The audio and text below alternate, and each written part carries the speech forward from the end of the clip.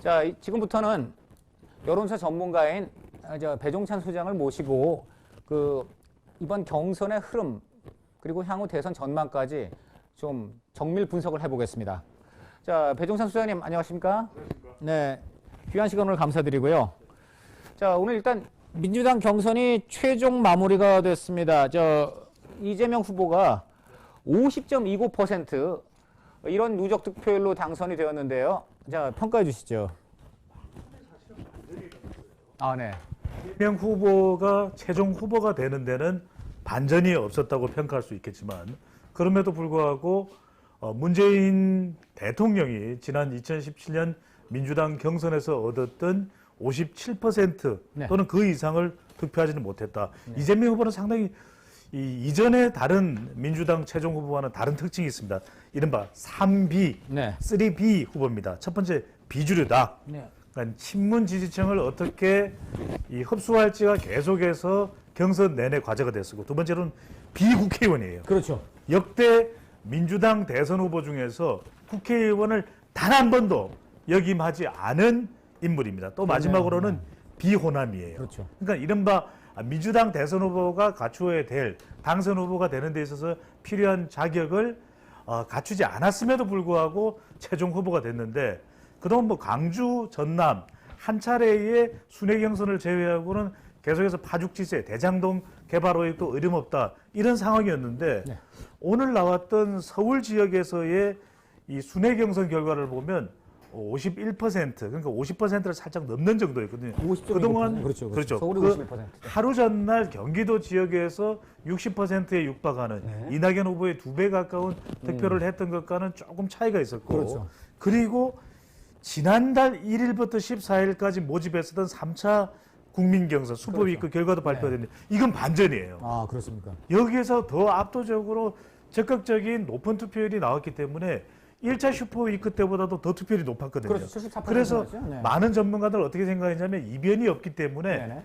오히려 이재명 후보의 득표율이 더 높아지는, 그래서 네. 문재인 대통령이 지난 5년여 전에 민주당 경선에서 득표했던 비율보다도 더 높아질 수 있고 이런 전망이 나왔단 그렇죠. 말이에요. 네. 그런데 정작 뚜껑을 열고 보니까 이낙연 후보가 62.37%, 이재명 후보가 28.3%. 이 이야기는 뭐냐?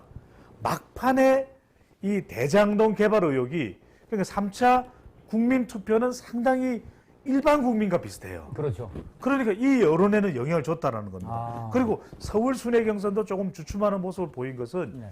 이재명 후보가 되는 데는 이변이 없었지만 앞으로 이 본선거에 가서는 이 대장동 개발 의혹이 살짝 결집이 되다가 일반 국민 여론에서는 끊기는 찰나에 후보가 된 것이기 때문에 상당히 부담이 될 수 있다. 네. 이재명 후보로서는 되느냐 안 되느냐, 뭐가 대통령이 되느냐 안 되는 때는 대장동에 달려 있다고 봐도 과언이 아닐 정도의 막판 반전이 일어난 점은 상당히 주목을 할 필요가 있습니다. 그러니까 대장이 되려면 대장동을 극복해야 대장이 되는 거군요. 그러니까 네, 소장은 아니고요. 대장이네. 네. 투스타로는 안 되고 그렇네요. 포스타가 돼야 됩니다. 그렇죠.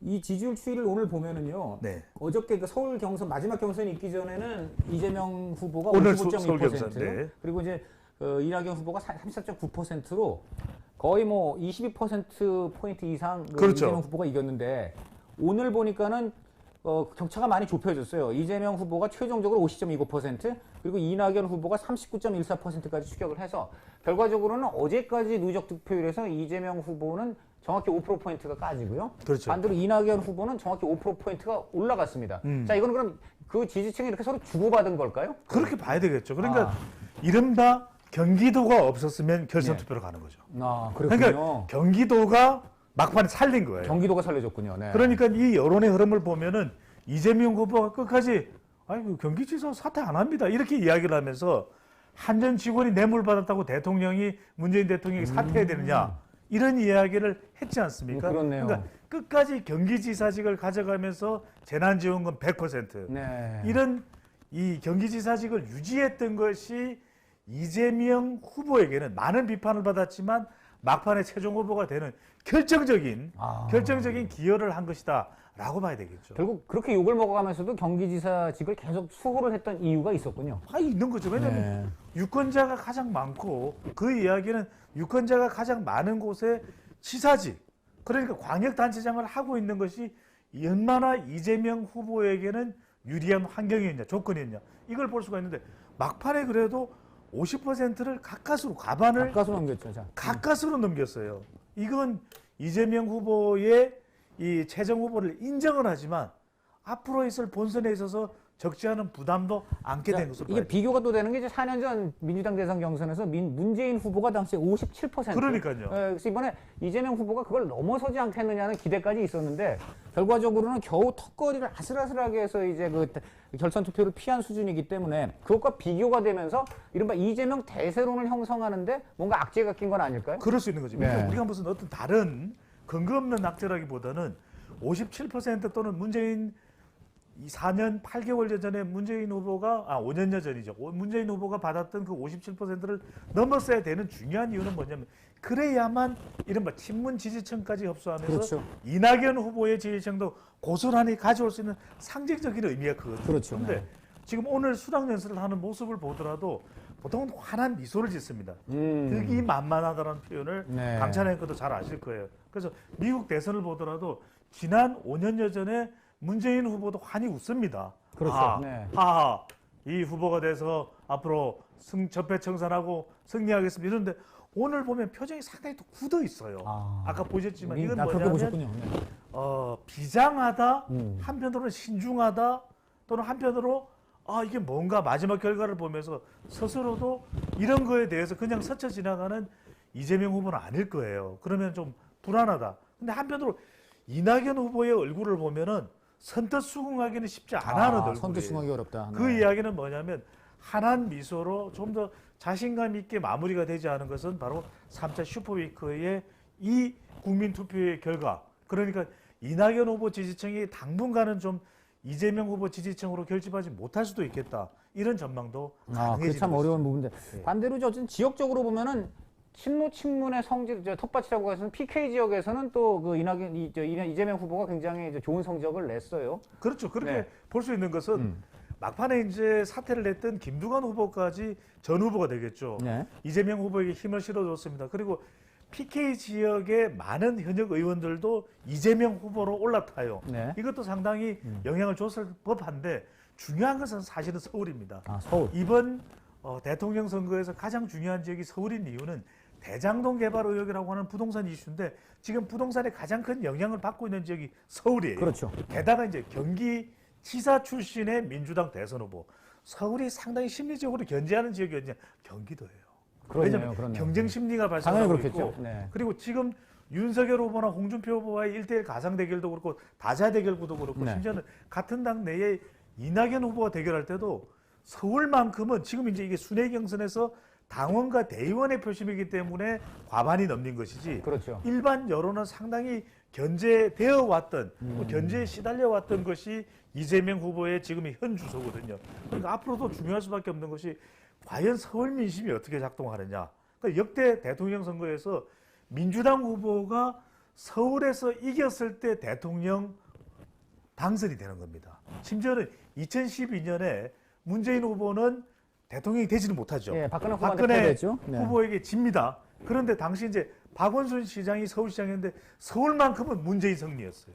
그렇군요, 그때도. 그러니까 지금 서울시장이 오세훈 시장입니다. 그렇죠. 그런데 서울에서 후달릴 경우에는 이재명 후보로서는 이 대장동 개발 의혹이 3차 슈퍼위크 국민 경선을 보면은 영향을 받았다고 볼 수 있는 겁니다. 그렇네요. 앞으로 네. 윤석열과 붙든 홍준표와 붙든 서울에서의 경쟁력은 이재명 후보에게는 상당히 부담이 될 수가 있는 것이죠. 정말 중요한 지적을 하셨습니다. 서울에 있는 그야말로 중도층, 그렇죠. 또 친문층조차도, 친문 지지층조차도 서울에 있는 유권자는 이재명 후보가 안심할 수가 없다. 그럼요. 그러니까 대장동에 대한 좀 나름 납득할 만한 해명이 반드시 있어야 할 것 같아요. 반드시 필요합니다. 그런데 이 대장동과 관련한 것은 부동산 이슈거든요. 네. 이 부동산 이슈가 가장 최근에 발표되는 문재인 대통령의 국정수행 지지율에도 영향을 주고 있거든요. 대통령 지지율이 떨어진다라는 것은 이재명 후보에게도 이제는 민주당 의였던 후보가 됐습니다.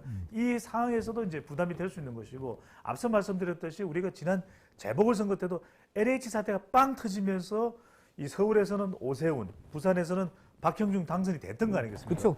많은 분들은 그런 이야기를 했어요. 내년 차기 대선의 이 시대 정신은 부동산이 아니다. 그렇게 많은 선거 전략 전문가 또 심지어는 민주당의 의원들이 그렇게 이야기를 해왔는데 결국 강찬 의원 것도 보시면 알겠지만 대장동 개발이에요. 대장동 개발이 뭡니까? 부동산입니다. 그렇죠. 그러니까 차기 대선은 결국은 부동산이 대통령을 결정한다. 대장동이 결정한다가 되는 것이죠. 네. 이 지금까지 쭉 그 민주당 경선이 지속되고 또 대장동 리스크가 계속 터졌지만 네. 민주당 이재명 후보하고 그다음 국민의힘 뭐 윤석열이라든 홍준표 후보 뭐 이렇게 양자 대결을 했다든지 이렇게 그 비교하는 여론조사가 나왔을 때는 1대1 대결. 네. 이 대장동 리스크에도 불구하고 이재명 후보가 이기거나 뭐 지더라도 이제 근소한 차로 지는 그래서 대장동 리스크가 별로 특히 야당 후보와의 싸움에서는 영향을 못 미치는 이런 인상을 주었는데요. 이거는 어떻게 분석을 해야 이건 되겠습니까? 프레임이에요. 프레임이 뭐냐? 프레임은 죽고 사는 문제가 된 겁니다. 네, 왜냐하면 정권이 교체되면은 문재인 대통령의 지난 5년간을 비롯해서 앞으로 정권 교체가 되고 나면은 와르르 민주당의 기반이 무너지는 거예요. 그렇죠. 그러니까 대장동 개발 의혹이 아니라 우리가 흔히들 이야기하는 대로 대장동 개발 의혹 할아버지가 와도 이재명 후보가 이기고 지는 것이 네. 이재명 후보의 당락의 문제가 아니라 민주당의 기반, 진보 기반이 와르르 무너지게 되는 겁니다. 아, 그렇죠. 그러니까 이때는 뭐냐? 프레임이 생기는 겁니다. 우리 시청자분들 계속해서 중앙TV, 강찬호TV를 애청해주고 계시는데 프레임이라는 게 왜 생기느냐? 지금은 진영 간 대결입니다. 제3지대나 중도 후보는 비집고 들어갈 틈이 없어요. 그러니까 프레임은 누구에게 생기는? 유력 후보에게 생기는 겁니다. 네. 우리 중앙일보가 유력 신문이기 때문에 많은 댓글이 달리고 우리 중앙일보 TV, 강찬호 TV가 유력 유튜브 채널이기 때문에 많은 사람들이 관심을 가지는 거죠. 그러니까 유력하기 때문에 이 프레임이 생기는 거예요. 또 하나는 복잡해요. 네. 지금 뭐가 무슨 이야기인지 모르겠어요. 이 사람이 복잡하죠. 이야기하면 대장동 개발 의혹 이야기 설명하면 이게 맞는 거고 저 사람이 설명하면 저 사람이 맞는 거고 국민의힘 게이트냐 이재명 게이트냐 모르겠어. 그렇죠. 진영 간 나누어져요. 네. 이게 복잡습니다. 마지막 시간 있습니까? 네. 이제는 만 5개월도 안 돼서 다음 대통령이 결정됩니다. 네. 한 달도 안 돼서 국민의힘 후보가 결정됩니다. 네, 네. 그러니까 유력하고 복잡하고 시간은 없어요. 그래서 생기는 게 프레임입니다. 그러다 보니까 이재명이 흔들거리면 완전히 기반이 우르르 무너질 수 있고 그렇다고 해서 이낙연 후보 쪽으로 안 갑니다. 왜? 네. 이낙연 후보가 이길 수 있는 경쟁력을 갖추고 있다. 이낙연이 진작 갔을 거예요. 그런데 지금은 이낙연 쪽으로 가고 싶어도 못 갑니다. 이낙연 후보 쪽으로 간다고 하더라도 이낙연 후보가 이길 수 있냐? 그렇게 본선에서 이길 수 있다고 민주당이나 진보층에서 안 보는 거예요. 네. 이게 문제입니다. 그게 문제군요. 그래서 네. 이낙연 후보의 서른 의원이나 이런 걸 기대하는 모양이에요. 예. 이건 이제 뭐 이런 방법 뭐냐 하면은 이재명 후보가 정말 문제가 있어서 급기야 사퇴하는 사태까지 벌어지게 되면 그때는 이낙연 후보가 돼서 그 민주당의 최종 후보가 되는 이 기대감 혹시 가지고 있는지 몰라도 이렇게 될 경우에는 민주당 지지층들은 대혼란이 올 거예요. 왜? 그럴 수 있겠군요. 이낙연 후보는 참 쉽지 않은 싸움이 될 것이다라고 생각한다면 이건 거의 선거 자체를 자포자기하는 민주당 지지층 내부의 진보층 내부의 큰 혼선이 올 거예요. 자, 그렇다면 결국은 민주당은 이제 이재명이랑 호랑이 등에 올라타지 않을 수 없는 그냥 기호지세로 갈 수밖에 없다. 이제 이런 어떤 상황으로 분명 분석할 수- 공동체가 되고. 그렇죠. 공동체가 된 거고. 자, 그렇다면 그런 관점에서 볼 때는 그러면 이재명 후보는 향후 이 대장동 리스크는 어떻게 대응할 것인가? 특히 특검 문제가 있는데요. 네네. 여론이 아무리 예를 들어 특검을 지지하고 또 자신한테 불리한 어떤 의혹들이 계속 또 쏟아져 나오더라도 끝까지 특검을 거부하면서 대선을 치를 수 있을까요? 특검을 안 갑니다. 네. 왜? 특검을 가는 순간 M 여중이 다 빠져나가요. M여중이 뭡니까? M 여중은 뭐냐? 특검을 가는 순간 우리는 왜냐면 특검을 받잖아요. 네. 박근혜 전 대통령 사례에서도 이게 특검을 가면은 이게 정권이 무너질 가능성이 높다. 그리고 대통령이 된다 하더라도 그 특검의 꼬리표를 떼기 상당히 어려워져요. 네네. 이렇게 되면은 저 사람 대통령 되기 힘든데 이렇게 되면 본선에 갔을 때 지금 진영 간 대결 구도에서 제일 중요한 것은 중도에서 약 10% 정도 표를 몰아줄 수 있는 힘을 실어줄 수 있는 M 여중. 자, 여자 중학교 아닙니다. MZ 세대. MZ 세대. 여성 유권자. 여성. 중도층. 중도. 네. 그러니까 이들 중에서도 아직 마음을 결정하지 못한 10%를 우리는 M 여중 부동층이라고 해요. M여중 부동층. 네. 그러니까 이들이 특검을 들어가 그럼 계속 파헤치겠죠. 이제는 정모 변호사, 그다음에 정영학 회계사, 또 남모 변호사, 샌디에고에서 불려오고 여권 말소되고 난리가 납니다. 네. 이렇게 되는 순간 대권이 시끄러워지면서 이때는 프레임이 특검까지 들어가면 프레임에 금이 가요. 금이 가버리면은 이렇게 되면은 뭐 지지층들이야 그대로 운명 공동체니까 누가 문제가 생기느냐? 정말 이 치열한 박빙의 진영 간 대결 구도 속에서 이재명 후보 쪽이 힘을 실어줄 수도 있을 것이라고 생각했도 왜? 윤석열 후보나 홍준표 후보가 아킬레스 건들이 각각 있으니까. 그렇겠죠. 그래서 올 거라고 기대를 했던 M 여중이 달아나 버려요.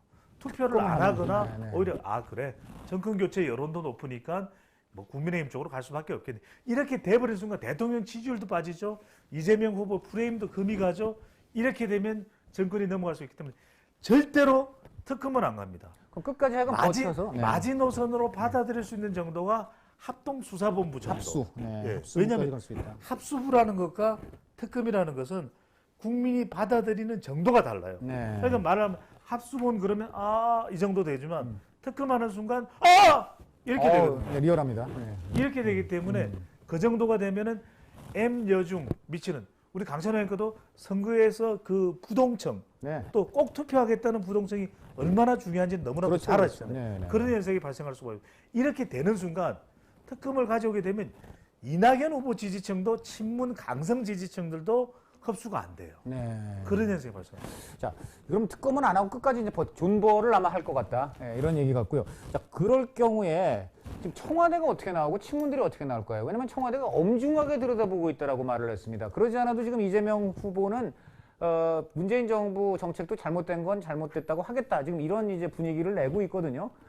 이 앞으로 이제 대선 그야말로 민주당 공식 후보가 됐는데요. 네. 청와대 그리고 현재 살아있는 권력과의 관계 어떻게 될 걸로 보입니까? 청와대는 말로만 준엄하게죠. 네. 그렇게 될 수밖에 없습니다. 왜? 청와대가 뭐 특검 쪽을 강조한다든지 또는 수사에 대해서 힘을 실어주게 되는 경우에 이것도 마찬가지로 중도층 또는 가운데에 있는 꼭 투표를 하겠다라고 하는 부동층 유권자들이 영향을 받을 수가 있어요. 또 청와대가 자칫 우리 후보에 대한 자칫 아킬레스 건 또는 부정적인 영향을 줄 수가 있는 것이죠. 청와대에서 이 수사를 더 강화하라. 뭔가 문제가 있는 것 같다. 이 문제를 풀기 전까지는 우리는 한 걸음도 내디딜 수 없다. 이렇게 되는 순간 누가 가장 타격을 받을 수밖에 없습니까? 자, 바로 이재명 후보가 타격을 받죠. 충분히 맞는 말씀이지만 앞으로 이재명 후보는 두 가지 문제가 있습니다. 아까 말한 중도층을 더 확장을 해야 되는 데다가 대장동 어쨌든 이 부동산 문제는 자기 책임 아니다 이제 해야 되는데 이 두 가지를 하려면은 자연적으로 머리에 떠오르는 거는 문재인 정부 공격이에요. 네. 부동산 지금 값 치솟은 거는 문재인 정부 잘못인 거고 뭐 이런 이제 얘기를 해야 되거든요. 만약에 계속 문재인 정부 비판으로 가게 될 경우에 과연 그때도 청와대가 다 참고 묵인하고 그래도 우리 후보니까 끝까지 같이 가야지 할 수 있을지 그걸 여쭤봅니다. 여기서 중요한 것은 네. 청와대의 반응이 아니라 말 그대로 청와대와 차별은 하는데 이재명 후보가 어떻게 하는지가 중요한 거죠. 네. 굉장히 전략적으로 할 수밖에 없다. 그냥 막무가내로 우리는 문재인 정부가 다르다. 그동안 문재인 정부 못했다. 이렇게 무차별적인 공격을 한다. 절대 그럴 수는 없습니다. 그렇게 되는 순간 이 친문 지지층뿐만 아니라 더불어민주당 지지층까지 와야 될 수밖에 없거든요.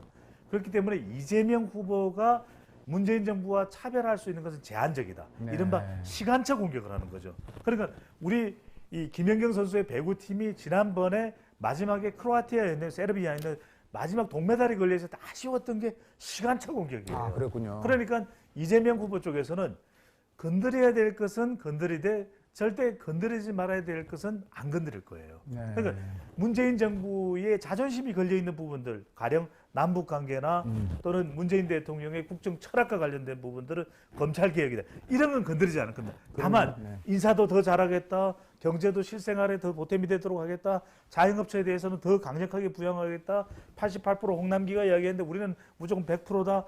이런 식의 접근을 한다라는 거죠. 네. 좀 더 포퓰리즘 성격을 더 강화하면서 그게 어떻게 보면은 시선을 돌릴 수 있는 시선 차별화 전략, 시선 회피 전략, 시선 분산 전략이 될 수 있거든요. 네. 이런 우리 국민들은 막 대장동 의혹을 이야기할 때 오히려 지금 후보가 먼저 됐기 때문에 이재명 후보가 할 수 있는 것은 문재인 정부보다도 더 강력한 보상 정책. 그러니까 보상 정책. 기본소득도 복지 정책으로 강화하면서 봐라 이런 부분 좀 약하지 않았느냐. 청년 이야기하는데 청년들 우리 더 지원해주겠다. 네. 이런 것을 통해서 그동안 일자리 충분하게 현 정부에서 확보하지 못했는데 좀 아쉽다. 근데 공격하는 듯 하면서 공격이 아닌 다른 전략. 그러니까 이른바 대기업. 아니 사내 보유금 아직 많지 않느냐. 이걸 통해서 앞으로 5년간 일자리 100만 개 확보할 수 있는 전략을 강하게 밀어붙이겠다. 네. 뭐 이런 식의 어떤 차별적인 공격을 통해서 이 문재인 대통령과 또는 청와대와 각을 세우지 않으면서 차별하는 전략인데 여기서 아마 이 질문 반드시 하실 걸로 보여요. 왜냐하면 지금 정권 교체 여론은 높은데 왜 이재명 후보가 그래도 지지율을 유지하고 있고 윤석열 후보나 홍준표 후보가 더 압도적이지 않냐. 1대1 가상 대결을 하더라도 이재명 후보가 오히려 이기는 그런 이 1대1 가상 대결 결과가 있다. 이건 뭐냐면 두 가지입니다. 하나는 아직까지는 윤석열 후보든 홍준표 후보가 정권 교체로 여론을 완전히 빨아들이지 못하고 있어요. 네. 이게 아쉬워요. 그러니까 윤석열 후보도 2% 부족, 홍준표 후보도 2% 부족이에요. 네. 이걸 어떻게 하느냐가 앞으로 국민의힘은 매우 중요할 수 있습니다. 이걸 뭐 이준석 대표가 됐든 김종인 전 위원장을 영입하든 아니면 안철수 국민의당 대표와의 통합을 통해서든 이 2%를 극복하고 여기에 추가 플러스 알파를 하는지 여부. 네. 두 번째로는 아주 묘한 건데 강찬의 것도 어떻게 판단하실지 모르겠는데 심지어는 이 일부 유권자 중에서는 중도 유권자일 수 있습니다. 네. 또 M 여중일 수도 있는데 램요중. 이재명 후보의 대통령 당선 또는 대통령으로서 국정 수행을 하는 것 자체가 문재인 정부와 살짝 차별화가 된다. 네. 그러니까 이것도 약간 정권 교체적 성격이 있다. 그렇죠. 우리는 이해가 안 되죠. 네. 왜냐면 이게 엄밀히 용어의 정리를 보면은 네. 다른 당의 이 대선 후보가 당선이 되는 것이 이제 정권 교체. 그렇죠. 여당에서 그것도 야당으로. 그렇죠. 그런데 지금 유권자들은 이재명 후보가 국회의원도 역임하지 않았어요. 그리고 뭐 주류라고 보기도 어려운 친문이 비주류예요. 아니죠. 네. 그러다 보니까 살짝 정서적으로 이 사람이 정권 교체일 수도 있다. 성격이 있을 수도 있다. 이렇게 볼 수 있는. 그게 박근혜 효과 아닙니까? 박근혜 그러니까요. 정권이 이명박 정권하고 같은 당임에도 정권 교체 느낌을 줬던 게 박근혜 그렇죠. 후보가 이명박 정권 안에서 여당 속의 달라요. 야당 역할을 했잖아요. 자, 달라요. 그러면 똑같은 이번에도 이명박이 제2의 박근혜가 될 수 있을지 다르다고요? 그렇죠. 그런 이제 현상이 나타나는 거죠. 그러니까 네. 2012년에도 보면은 당시에도 이 정권 교체 여론은 더 높았었어요. 그렇죠. 그런데 말씀하신 대로 후보자가 박근혜예요. 박정희 전 대통령의 딸이에요. 그렇죠. 그러니까 이건 다르다. 네. 그게 이른바 셀러리맨 신화를 만들었다라는 네. 이명박의 성격과 네. 전통적으로 아버지를 이어서 이 개발 경제를 이야기하고 있는 박근혜와는 다르다. 그렇죠. 이렇게 이제 인식이 됐던 것이거든요. 이번에도 마찬가지로 이재명 후보가 이 정권 교체 여론을 상당히 버텨내기 힘들 텐데도 불구하고 그렇죠. 버텨내고 있는 이유는 아까 조금 전에도 말씀하셨듯이 이재명이라는 사람 자체도 문재인과 다르다. 이 차별성이 약간 정권 교체의 성격이 있느냐. 이걸 20대, 30대, 특히 이제 40대가 이게 강하게 나타나요. 더 강하죠. 네. 굉장히 특징 중에 하나가 문재인 정부의 핵심 지지 기반이 세대별로 보면 40대입니다. 40대죠. 네. 그런데 이재명 후보의 핵심 지지층도 40대예요. 아. 그러니까 이낙연 후보는 60대 이상에서도 이낙연 후보의 지지율이 나옵니다. 이거 이낙연 후보에게는 절대 도움되는 거 그렇네요. 아니었거든요. 핵심 지지층이 오히려 빠지니까. 40대를 이야기하고 사면론을 이야기하지 말고 본인의 이낙연 브랜드표를 강조해서 쓰는데 근데 그럼에도 불구하고 막판에 이렇게 이 국민 경선 3차 투표에서는 이낙연 후보가 60%가 넘었단 말이에요. 네. 이들은 그냥 일반 국민 성격, 더불어민주당 지지층 성격보다는 일반 국민 성격에서 높아서는 그만큼 안정감, 불안하지 않다라는 거예요. 이낙연 적어도 후보가. 이낙연은 여성들이 볼 때는 아이고 또 이 험난한 이 시기에 불안하고 어떻게 될지도 모르는 후보가 대통령이 기울여지는 거예요. 불안하다. 이걸 빨리 전략을 써서 써야죠. 이 전략. 그러니까 결국 이제 이재명 후보가 2012년 박근혜 후보처럼 여당 속의 야당으로 인정받아 그렇죠. 당선이 되려면 지금 말한 대로 현재 보여주고 있는 불안정한 부분, 또 대장동 리스크 이런 것들을 분명히 납득할 만하게 해소를 해서 그렇죠. 중도, 여성, 젊은층 지지를 얻어내야 된다 이런 분석이시네요. 근데 여기서 우선적으로는 대장동 개발 의혹과 관련해서 물러나지는 말아야 되기 때문에 물러나지는 말아야 되지만 중요한 것은 분명히 M 여중, 네. MZ 세대 여성 중도층이 차기 대선을 결정합니다. 제가 쭉 본 데이터상으로는 그래요. M 여중. M 여중인데 왜냐하면 네. 자기 지지층들은 안 변할 거잖아요. 대장동 그러네요. 개발 의혹에서도 서울 지역 순회 경선에서 이재명 후보가 51% 이상 득표를 냈습니다. 그렇죠. 이제 남아 있는 것은 대장동 개발 의혹과 관련된 이른바 중도 부동층이에요. 네. 이들의 힘을 받을 수 있느냐, 탄력을 받을 수 있느냐가 이제 이재명 후보의 과제고 숙명인데 그렇다면 분명한 사실 사과로 선을 긋는 건 필요해요. 사과로 선을 여기서 그어야 된다. 우물쭈물하게 되는 경우에 지지층은 상관이 없는데 네. 아직까지 지지를 생각하지 않고 있는 사람들 10%는 더 확보해야 된다. 확보해야죠. 네. 이걸 누가 확보하느냐? 이재명이냐, 윤석열이냐, 홍준표냐 이 점이 중요한 것이고 여기서 우리가 핵심적인 내용도 중요한 게 뭐냐면 자 이재명 결정됐습니다. 네. 그렇다면 국민의힘에서는 윤석열이 더 나을 것이냐, 홍준표가 더 나을 이게 고민이에요.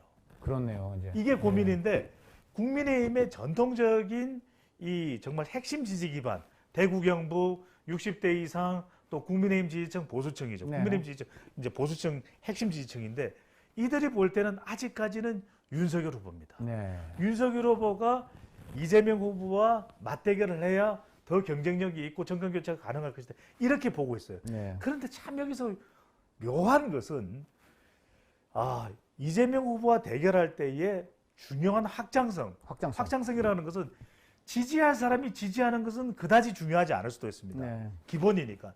그런데 자, 지역 기반, 세대 기반, 이념 기반이 중요한데 자, 지역 기반에서는 영남에서는 국민의힘 후보 지지하겠죠. 네. 호남에서는 이재명 지지하겠죠. 근데 중요한 건 서울과 충청이거든요. 서울 충청. 근데 서울 충청에서 이재명과 붙었을 때의 경쟁력은 데이터상입니다. 참고로만 말씀드리면 데이터상으로 보면 홍준표 전투력이 만만치가 않아요. 서울 충청이 오히려 그렇습니까? 그리고 네. 세대별로 보면 이제 30대와 50대가 중요합니다. 네, 40대는 이재명 그렇죠. 지지하고 60대 이상은 국민의힘 지지할 텐데 이 전투력을 봐도 홍준표가 만만치가 않아요. 놀라죠. 충청에서 좋지 홍준표 후보가 만만치 않다는 건 마지막으로는 이제 중도층과 무당층이거든요. 네. 그러니까 중도층과 무당층에서도 보면은 홍준표의 전투력이 본선 전투력이 만만치 않다는 거예요. 예. 왜 1대1 가상 대결을. 근데 지금 경선 룰만 보면 윤석열 후보가 유리해요. 왜? 네. 당원 50% 그렇죠. 그리고 국민 여론조사인데 본선 경쟁력 1대1 가상 대결 국민 여론조사에서 그렇죠. 여기는 윤석열이 앞서. 네. 그러니까 지금의 이건 어디까지나 제가 현재 분석 차원에서 말씀드리니까 시청자와의 생각이 다를 수 있습니다. 자, 그런데 이 게임의 룰, 경선의 룰만 보면 윤석열 후보가 유리해요. 네. 그러니까 참 본선 경쟁력은 괜찮아 보이는 홍준표. 게임의 룰로 보고 반문 정서를 더 결집하는 데는 썩 나아 보이는 또 윤석열 후보. 이게 지금 딜레마예요. 그러면 그냥 간단히 정리해서 이재명 후보 입장에서는 윤석열, 네. 홍준표 중에 누가 더 싸우기 쉬운 상대입니까? 그냥. 윤석열이 더 쉬워 보여요. 지금 그렇습니까? 예, 예. 굉장히 중요한 지적을 하셨네요. 이재명 후보의 음. 속내로 보면 그런데 왜냐하면 정말 두려운 상대는 겉으로 이야기를 안 하잖아요. 그렇네요. 그런데 겉으로 이야기할 때는 윤석열 후보 올라갈 것 같은데요 이렇게 이야기하잖아요. 그거는 윤석열 후보가 만만해 보인다는 뜻일 수 있습니다. 그럴 수 있네. 물론 동의하든 근데 동의하든 재미있는 건 지금 저 국민의힘 쪽에서는 민주당 사람들이 막 여기 당원을 가장해서 들어와서 본선에서 훨씬 더 경쟁력이 없어 보이는 홍준표를 지원하는 역선택을 하고 있다 그러는데 지금 그게 아니네요. 그러면. 이건 두 가지입니다. 지금 국민 여론조사를 보면 그래도 더불어민주당 지지층들이 선택을 할 때 가장 많이 선택하는 후보는 홍준표예요. 홍준표잖아요. 이게 구조적 역선택은 있습니다. 자, 그런데 중요한 건 이제 당원이에요. 예. 근데 윤석열 후보 캠프 측에서는 어떤 이야기를 하면 이거 가짜 당원이 계속 들어와요. 내가 무섭습니까? 내가 무서워요? 근데 이 이야기를 하는 이유는 지난 이준석 대표가 당대표가 되고 난 직후에 당원 모집이 됐을 때는 약간 이준석 스타일 네. 또 이준석 성향의 이 일반 국민들이 당원으로 많이 가입을 했어요. 그래, 그렇죠. 우리 이준석 믿어줘야지. 그러면 이제 그들의 경우에는 20, 30대이기 때문에 약간 홍준표 쪽으로 갈 것 같아요. 네. 그래서 대구 당원협의회 모임에서 윤석열 후보가 이거 가짜 당원 아니야 뭐 이런 이야기 발언이 나왔어요. 그렇군요. 네, 네. 그런데 8월 달에도 모집이 됐어요. 네. 이 8월 달에 모집이 된 건 8월 달이면 7월 30일 날 윤석열 후보가 입당을 합니다. 그러네요. 근데 윤 후보 입당 이후기 때문에 8월에 들어온 당원들은 또 윤 후보 지지 성향이 있을 그렇죠. 거예요. 8월은 윤석열 당원. 그러니까 어떤 당원이냐에 따라서 각자의 성향이 다른데 이걸 네. 두고서 가짜 당원이라고 하면은 이제 그만큼 경계를 하는 거죠. 그러네요. 4%포인트 앞서고 있다라는 이야기를 하는 것도 윤석열 후보로서는 좀 경계심을 가지는 표현이라고 봐도 가능. 오늘 이재명 후보 당선을 계기로 정말 앞으로 조심해야 될 사람은 국민의힘에서는 윤석열 후보일 가능성이 높다. 오늘 굉장히 그 여론조사 전문가의 촉으로 지금 또 분석과 진단을 해주셨습니다. 오늘 긴 시간 오늘 중요하고 날카로운 분석해주신 우리 배종철 소장님한테 감사 말씀드리고요. 끝나는 겁니까? 한 시간 더 안 하고. 너무 안타깝습니다. 더 모시고 싶은데 또 다른 손님들이 와 계시다 보니까. 알겠습니다. 그래서 앞으로 자주 우리 윤석열 소장, 배종찬 우리 소장님은 강채널 투머치 토커라든가 네. 유성만의 뉴스펀 같은데 많이 좀 출연 좀 해주시기 꼭 불러주십시오. 부탁드리겠습니다. 네. 고맙습니다. 네. 감사합니다. 네.